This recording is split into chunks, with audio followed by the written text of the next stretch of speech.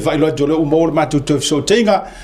Ia male fionga le pursili o le tatou malai va lele I Samoa fa va malo ma tatou malai va lele laiti. Ia le fionga ia fa o fonu tu manu vao e vile her fatu lungo le tatou proclame ma lo le soifo manuia happy Monday. Ia ila o fionga le pursili. Ia ila nei va le fiafi. Ia fiafia foi e fatalo fatu. Lo ftringa asiata. Ya lenga tailea o le fionga ya le ataua. O le mea leu te fiafia ai. Se le lua au le ya so taitasi o le lua pokalame. Malo le soifua. Malo le lange mama. Ya via le tua le nei avanoa wa tatu toi filo ai foi. I luma o manua e lo tua mala. Ia pe o la le upu. Mo le atu le faftaitele mo le avanoa. Malo faftai tele o fa manino le vaenga malo foi I lo pale mai la tatou ina ni so fa sili to fia tu ma tanga u le tatou fa tata nonga me vessel tenei e tu sai o le la fonga la valea le o malama I rungaru ai e pe e te waisa ye se vaenga o se fa tata nonga ma le purisili o le matanga ruenga o tangata tafafao mai mo atu I Samoa po le Samoa Tourism Authority e ta uai si sau noa se vanga sau noa le tūlanga fui I le pete tauna sa ta pala tau or something like that I le whatatala noa ma a o le whaia suinga o tātou taxi o whimalanga inga e mawhaina a mai se whamarinonga ai e whea ia I fo ina nei matanga ruenga ma tūlanga whapena Ia whaftaia siata mo le whafsili El memo moela ngona alfa no noa I le lafonga le purisili polisi o ona le po malae ia ese le tamali sa tawa veina le tiuti le nava I tau Olo ia I fa maunga le ofisa ia sa saini lava le feila utusi le pule le nava I tau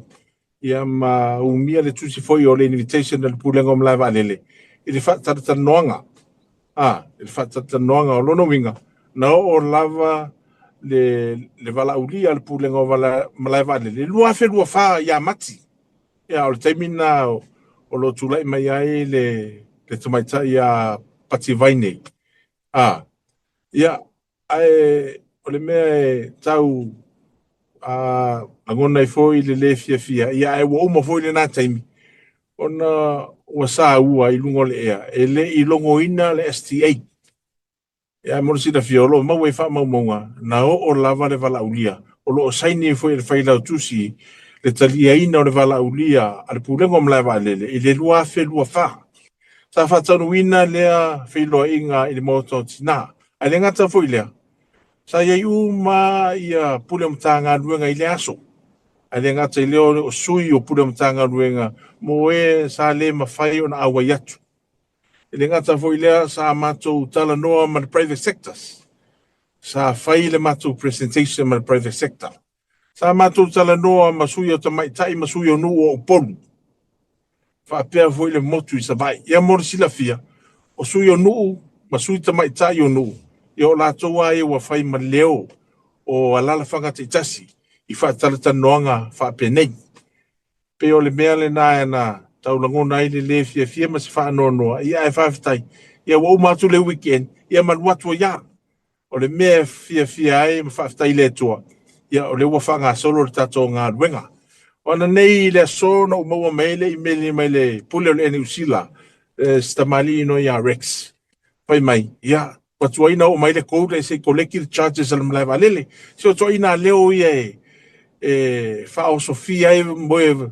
ngā luanga le fia fai ngā luanga aisia o le ua malama foi le engi usila ia le foi ua mai le lato lango a wā le wha le leo le malai valele malana o unanga ia malanga wha lalo malo whaftai whamanino le ataua se baenga te Ok loa e le ior kaiminga ale ngo maua kua le se singa sui le sa mai Amerika fa peo le si vaenga langa malanga o sa ngingo Open Skies Treaty mo le ako vale le fonga fa inga ako vale le Amerika I mo security puinga a fa pe o ke lo penga awa I meia a fa pe kupun melia masalo la fa ngofia ngo ku ba lele ko ka ko malai ba lele pa la lo fe ngai ngale e ko le ki ku per ka ko malai ba lele me nga pele pe me o ku fu ala ngale basta ile atawa a foi pe no foi atu disita to fa taltano nga ile tau sanga botsona. I welcome any type of aircraft to land for the olo. Awa le kai me kolosi e ka ko airspace ma wa tu per malai ba lele. O le kai mea lana I whareolo, ma ua tuper pūlenga o malai wale no wingo. O le sai nia le malo, o le nei Air Service Agreement, Open Skies. O se sini ua lewa o te tauna whai. O se ngai o inga fui lea ua lewa o te tauna whai. E se a. O le atatala I lea wanoa mo so se waalele mai Amerika.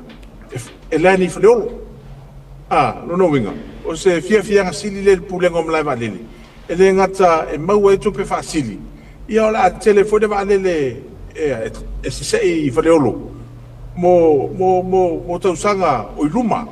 Ai o lewa amata mea le maaloi le so. O se fia ngasili na ia te au man pulenga o malai valele le ataua. Exit fees, parking fees, me like ngai kamai fees. Loke ba ko le e ko mumu mai I newspaper le. Fa mai ele approving al kapinga ka me e ka approving me parking fees exit fees mar kapinga ka po me ele ka ngo o ngai ka mai me ya o ke le lo se fa mtalanga sinu si pepa ya o mato na ma o lori pepa sama ta o fa un kapineta o approved kapineta ya fa ta no lori fa to no kapineta ai o le me fia fa maunia ma fia fa manino le atunu Leai ua iai le pepa sama o ngai o inga malava malai lele malanganga whaftai. Malo. Malo whaftai. Ele nama le laina tūlanga le tūla I mai le lalolangi ia o se whainga fo ia le na whainei a Amerika ma Israel ia Iran ma le latou fo I tai le ua whabonia. E iai ni vahenga I tātou te ono whapole ai in terms o le puipuinga o tātou malai lele ia mani vaenga fu I te ua fea fa se I ka ko malai va lele ngisi o va I tūlanga o tatou lalo ono le tau te lalo malo tau pulenga ai afa foi o a proceso to inga vaenga fa penei e ma faina land foi lele ni va ai le te tau na fea tatou ai pe in emergency landing foi lele en fena tau fa so vaenga le ia faftai Asiata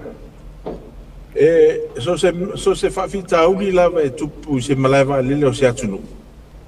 Ia e langona foi ai whaleolo le o tia o le nā malaiwa lele. Ai le ngata I lea o nai tangata foi o no nofo le nai tu o ke lope. O lea sa o maua le tala I le soi le leo o li whapea ua afia tu pai airport. O nisi o malanga sa mai pulengo malaiwa lele lua masina taluai. Sa malanga mai tu pai. A leo ai atu le ngai o inga le malo. Ua responsible le malo mo te tongi ina o hotels. E koe extend ele no nofu tangata. Se ia uma na whaadele ia le malai waalele. Ma o le taimile nei tūpai. Ua le eise lato malanga e toelu. E se lono winga. Ua misia tūpai le 3 miliona o le nei aso tupe. Ai pau le mea o fia ai ile pokalame le malo tu pai fa mua le sanga le mu ma le malo puipuia fa mua le sanga le mu ma le malo puipuia in terms of process e peona ta ua Asiata e peano fa ya tu foi a fa pe fia land se va le Samoa e ia process e handle the Ministry of Works ona fa matu meila io la sene me fa pena ma fa yanga land ai e ia le taimi e ia me ta o emergency landing ona o le fia refuel mo le sila fia e tele io cases fa pena I fleolo o va lele foi lea o fia afe mai fleolo se toi fa tumu ai le va lele se tu lo le fuel ona toi fa wa la ia o le pona po sa divert mai foi le Fiji o waste na sau mai Hawaii na sau mai Hawaii alu nendi ai wale lava le fuel na toi divert mai faleolo e toi refuel o na toi fa wawile malanga I nanti Fiji mo sila fia ma fai el pule ngom lava lele ona handle toi na cases fa pea e o mai refuel ia matoyo a fa pe le process fia o mai sa mo se o malanga ia le wa ele process in place al tanga luenga o nga luenga ia le ngata fo ile o le malo e screen o ma permit le request their requirements a fa permit ona isu lola to le meta o le landing approve ia ona mai lola ia pulenga o mala vale e tau mai ia pulenga o mala vale o le aso le ale nai o le aso ma le taimilea o le taimilea tu va SI ia ma le taimilea o nga information ai tongo ka ko landing approve ia ma le falo lava siata ma lo fa tai ole al fu anga le net tupu mea fa pea la ola ofisili foi le just ai me sia la tu langa ia tatia ia le me le afe mai ona o si tu langa fo nga le engine failure po le technical a tu langa ia tau le utunga mfere tau fa so mai re ka kaunga ku fa ku mu pe la ko va ai o mai ia pa tu pe o ku ngor ka vale wa tate ro te itale le ku mu e we ngo fo nga le o ha ma fu anga ya le na tupu meia Kele factors take into consideration the finger calculation of fuel. Ava pe te ua mama fa le passes. Ia tauna fa ma le fuel.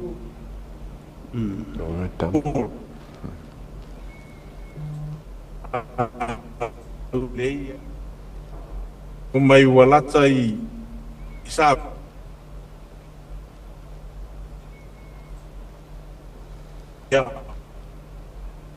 ona fitola in consideration del pilot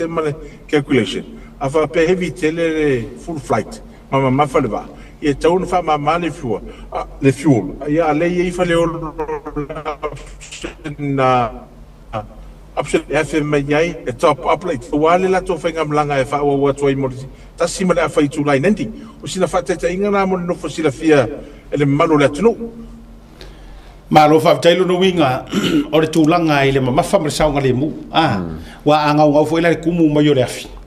o le fa ko kumu ma pensi ya o risky fo ile tulanga ma fa ma paleni ya ma ne fa to taua ye te wa ya wa ne fo vai te mi le me o fa ma pesi ma tulanga a fa pena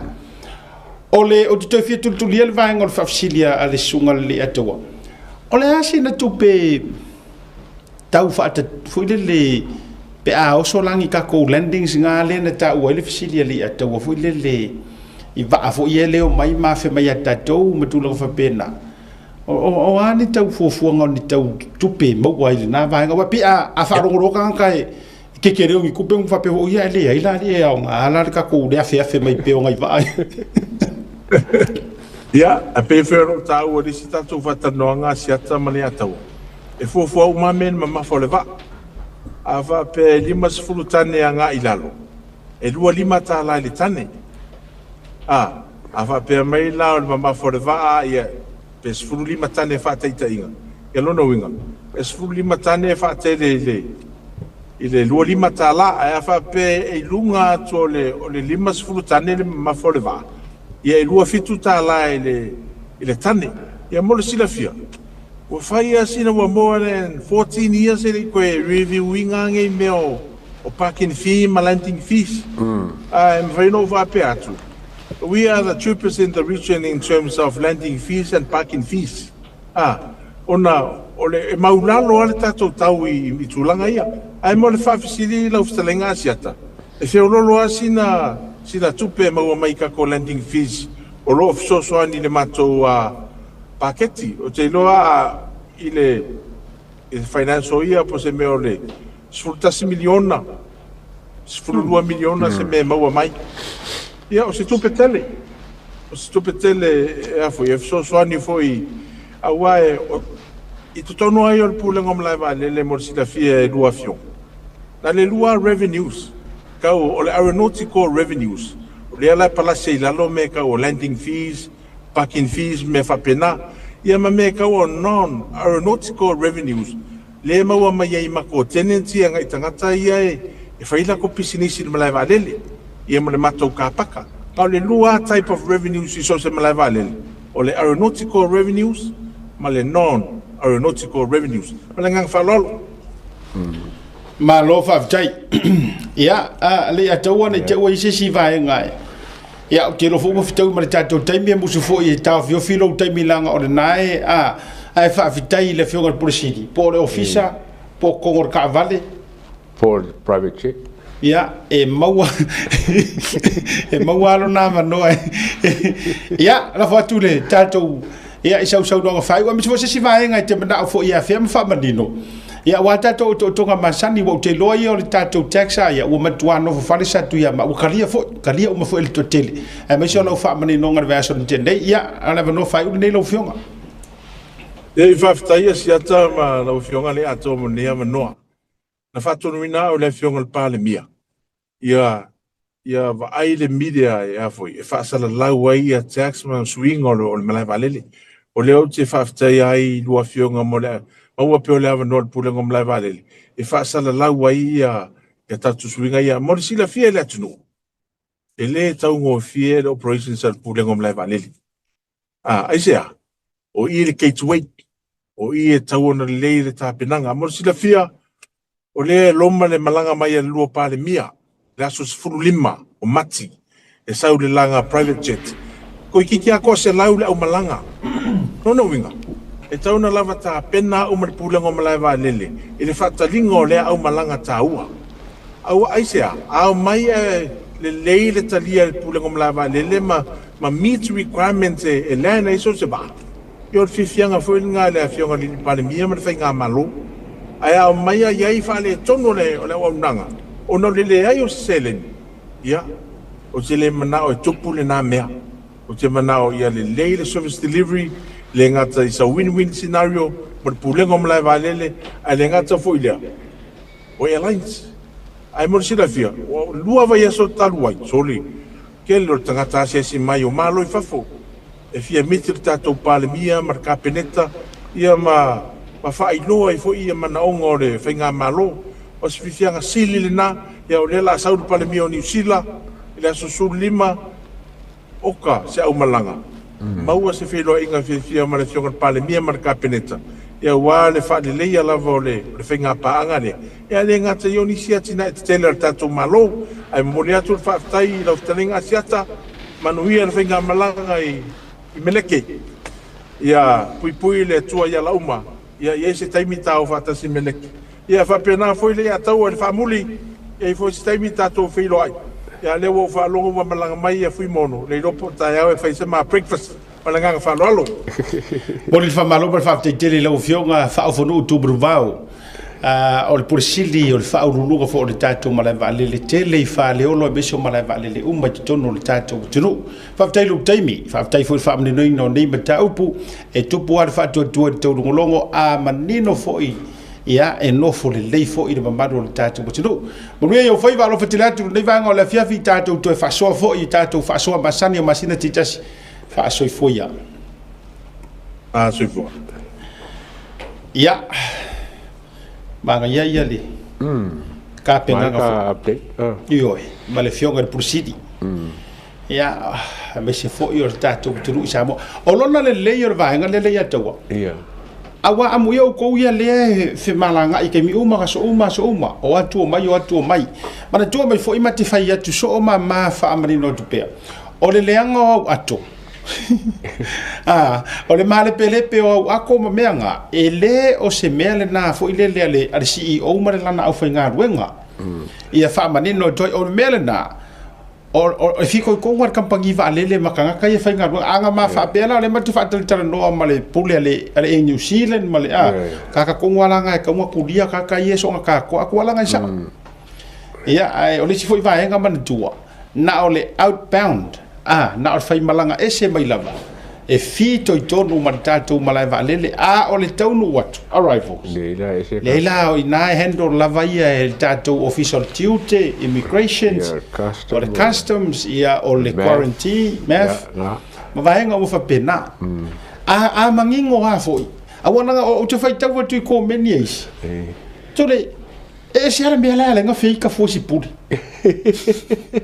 Fatu, olo te fai tau alanga o sau no mai le atu, olo te tango fai tau ko menia nei tangata mo sa ili fo ina inisi ini fesiri anoa. Au ke vai ku isa ka so le an makwa le fia i fa mai. so ia langa le ke fai mai a le nga malanga mai malepe mai pa ora wa so le e vai o ngai se le o ki ngai ka ke feka ngi si ai e ona me ya se ko sa ia ku mong va se aso si len ka ka sanga le fa mo fa ka wa nya ngas pe aku pa ia pe ku fo ia ku pa fa ka fo pa se fa lo aku pa wa awa o le la ta o le si va nga ta o le nga fo nei por kalame e mate fa manino tua ia tato ia sao fa mai kana la poskoro paulo ia awange e ku ia le ia ranga la kala ngo haida poskoro po fa mai a fa ye ke ku ia e lo ko ngua me le ke ku ia por mangava mo io awe ke so nga ku ia le ia o le me o le ku ia le o ke vai ko irungor ka ku por kalame ma so na lu fa ma so na te ia le o le fie fu ku lo le se le ele o kadinga lo fa fikaudi le si va henga ele fa pe para o vale tu le official o le tuti wa le la fa ngela kala ta si tanga ta o te ta manino te fo ya o lo of le fie la ko attitude o va henga custom le o fa tu moni lava e iskanga ka o le maku ha fia kenge ta fia e o so i mari tu lo mari le fia o le si ka mama ku mari si nga makua e o ki e le customer service again ele se meranga ku lo le polisi ele se menga mara vale ele se menga mara vale li e oi ai afa pe wa nga le nga ya tangata na ya o ele tembi la vana ya nga ilo hale a wa ya velo complain why you are allowed e pe ke mai lo ai ma wi lo ngo tau ya ele mingiska e fa mo ko trainer ela o fa nga ro nga ele fi ai o tato wa ye ile mana va le fa le o lo ma ya e te tau fo ina tau manino mala mai le te tau na ave la tau tu inga ai a wata tau ti so nga lu sa wi ya na ufa manino na vai nga ya wa fo lo tau fai malangatu ya isa mo